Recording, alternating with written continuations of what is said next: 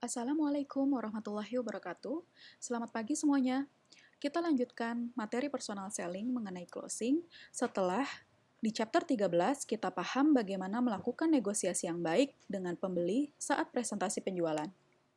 4 hal yang akan kalian pahami dari kuliah hari ini adalah sikap yang diperlukan penjual saat melakukan closing, bagaimana mengenali sinyal closing dari pembeli, metode yang tepat untuk melakukan closing, dan apa yang perlu penjual lakukan ketika pembeli mengatakan ya atau tidak ketika closing. Dalam proses penjualan, penjual perlu memiliki keyakinan bahwa jika produk atau jasa yang saya tawarkan adalah solusi terbaik bagi pembeli, maka saya harus membantunya untuk membuat keputusan yang benar.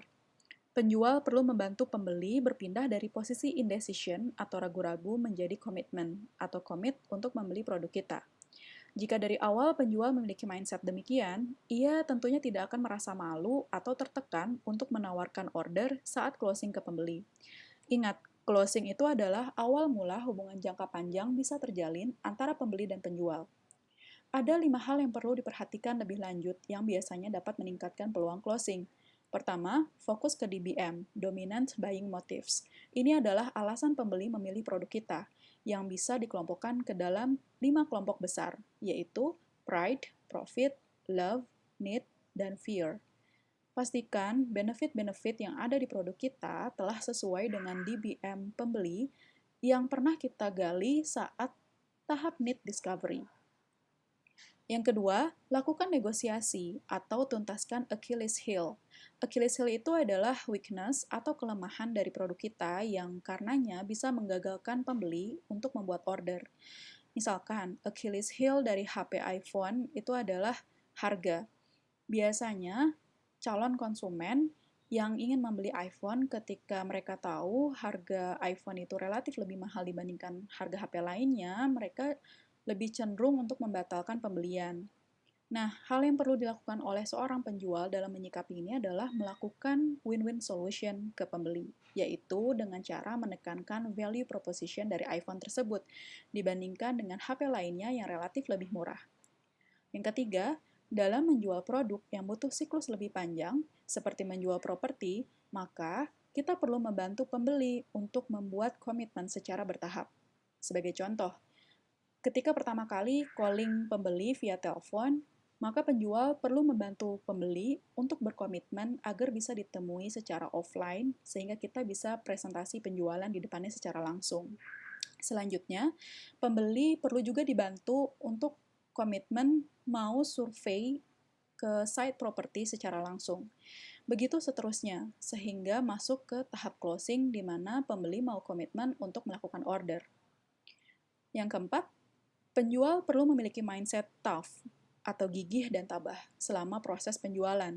Bagaimana membentuk mindset ini? Kita perlu bertanya kepada diri kita sendiri dan menjawabnya dengan jujur, apakah kita benar-benar sudah percaya dengan kualitas produk kita, perusahaan kita, dan diri kita sendiri. Ketika kita memang menawarkan solusi yang terbaik bagi permasalahan konsumen. Nah, yang kelima, jangan pernah malu menanyakan order lebih dari sekali, karena bisa saja dari 5 kali penawaran, pembeli selalu mengatakan tidak. Tetapi di tawaran ke-6, mereka mungkin akhirnya mau membeli produk kita.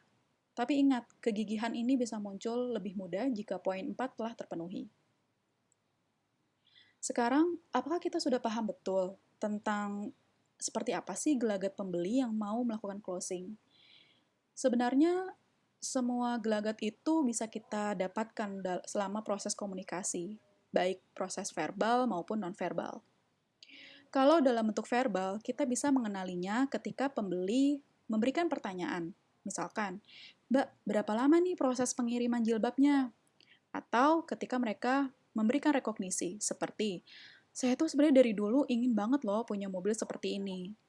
Atau ketika mereka mulai mengajukan syarat. Sebagai contoh, kayaknya karyawan saya nanti perlu deh di-training untuk penggunaan aplikasi ini. Nah, itu semua adalah contoh-contoh verbal clue atau sinyal-sinyal yang muncul dari pembeli dan bisa muncul kapanpun ketika kita berinteraksi dengan mereka. Jadi, kita perlu fokus dan cermat terhadap apa yang dikatakan pembeli. Selain verbal, clue lainnya adalah dari nonverbal. Sebagai contoh, perubahan ekspresi wajah mereka yang menunjukkan ketertarikan, pembelinya mengangguk setuju, kemudian posisi tubuh mereka mulai lebih condong ke arah kita, dan juga ketika mereka mulai membaca katalog atau informasi produk kita dengan seksama. Setelah kita mendapatkan sinyal-sinyal pembeli yang rasanya mau closing nih, ada banyak metode yang bisa kita lakukan untuk merespon sinyal tersebut.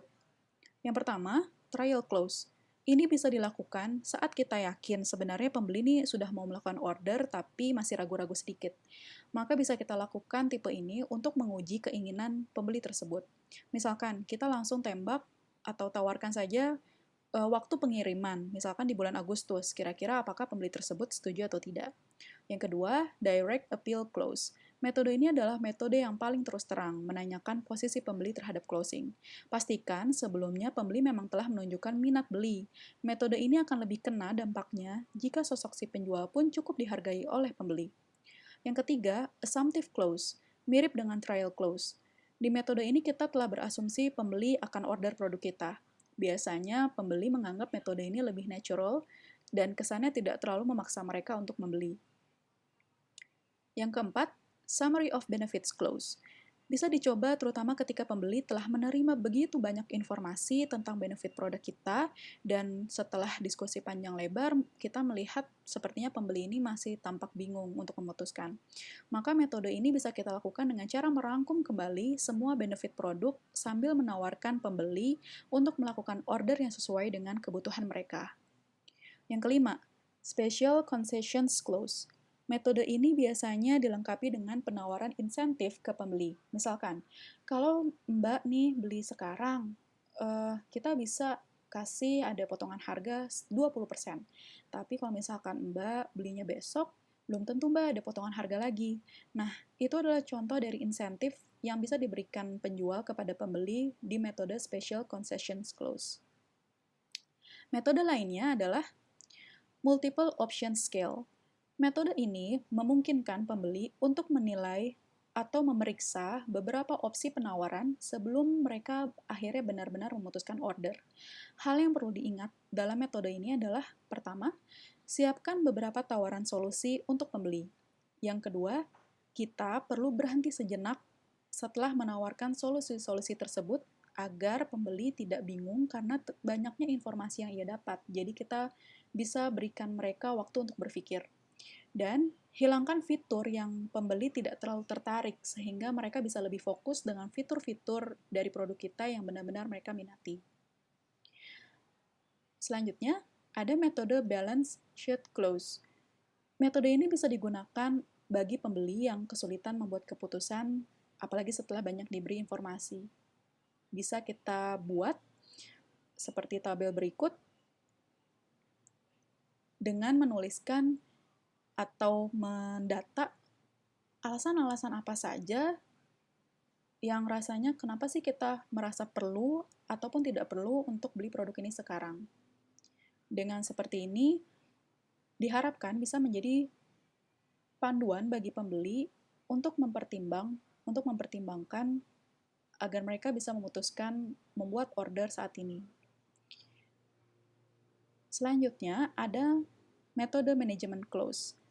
Metode ini pada dasarnya melibatkan atasan kita yang dianggap berpengaruh dalam proses penawaran order ke pembeli.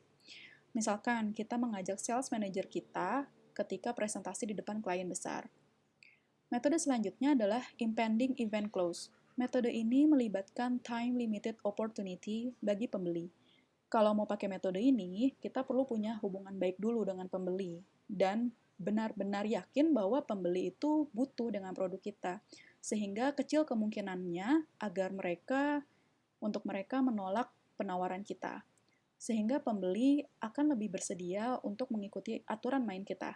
Misalkan, Pak, karena Bapak sudah setuju nih untuk order, saya perlu informasikan ke Bapak bahwa pengiriman dari kami ini akan dilakukan paling lambat di tengah bulan, bukan di akhir bulan. Karena ya terlalu banyak lah pesanan yang masuk. Jadi, tapi saya yakin sih dari hasil kita diskusi sebelum-sebelumnya, Bapak sepertinya tidak akan butuh pengiriman di akhir bulan juga. Jadi kalau Bapak pesan hari ini, saya yakin masalah pengiriman itu tidak akan pernah menjadi masalah untuk perusahaan Bapak. Nah, sebenarnya dari contoh tersebut, secara implisit, si penjual itu berusaha mendorong konsumen untuk order hari ini. Nah, metode selanjutnya adalah metode yang mengkombinasikan semua metode yang telah saya sebutkan. Pada dasarnya, ingat, saat closing pun kita perlu memperhatikan dengan betul tipe pembeli yang sedang kita hadapi itu seperti apa. Apakah emotif, suportif, reflektif, dan direktif. Nah, setelah kita melakukan berbagai metode closing sebelumnya, kita mungkin akan mendengar hasil dari pertimbangan pembeli. Apakah iya, kemudian mereka mengatakan iya untuk membeli. Ya, jika mereka mungkin mengatakan ya, memutuskan untuk mengorder, untuk melakukan pesanan, sebenarnya tugas kita itu belum tuntas sebagai penjual. Hal lain yang masih perlu kita lakukan adalah, pertama, meyakinkan pembeli ini bahwa keputusan yang telah mereka lakukan itu adalah keputusan yang sangat tepat. Hal ini sangat membantu untuk mencegah penyesalan pembeli nantinya yang biasa muncul setelah order. Yang kedua, kita juga perlu memuji mereka bahwa keputusan yang mereka ambil adalah keputusan yang bijak. Dan tentunya kita perlu mengucapkan terima kasih atas ordernya. Lalu bagaimana jika pembeli mengatakan tidak mau order? Maka hal yang bisa kita lakukan adalah memastikan bahwa keputusan pembeli ini benar-benar tidak bisa diubah lagi. Jangan sampai pembeli mengatakan tidak mau order hanya karena penjual itu belum maksimal berusaha melakukan penawaran. Yang kedua, introspeksi kenapa penolakan itu bisa terjadi. Kalau penjualan dilakukan secara tim, perlu ada evaluation dalam tim. Yang ketiga adalah kita perlu menanyakan ke pembeli alasan kenapa mereka menolak untuk melakukan order, tentunya dengan cara yang elegan, tidak secara langsung. Misalkan, terima kasih Pak telah mempertimbangkan perusahaan kami dalam proses pembelian ini. Semoga di masa yang akan datang kita bisa bekerja sama. Tapi kalau boleh tahu, ya seandainya Bapak atau Ibu tidak keberatan, apakah ada hal yang perlu kami perbaiki dalam sales proposal ini? Nah, itu adalah contoh yang elegan untuk mengorek informasi kenapa sih alasan atau apa sih alasan calon pembeli kita ini kemudian menolak untuk melakukan order dari produk kita. Kita sampai di akhir kuliah mengenai closing. Jika ada Q&A, bisa ditulis di forum e-learning. Terima kasih.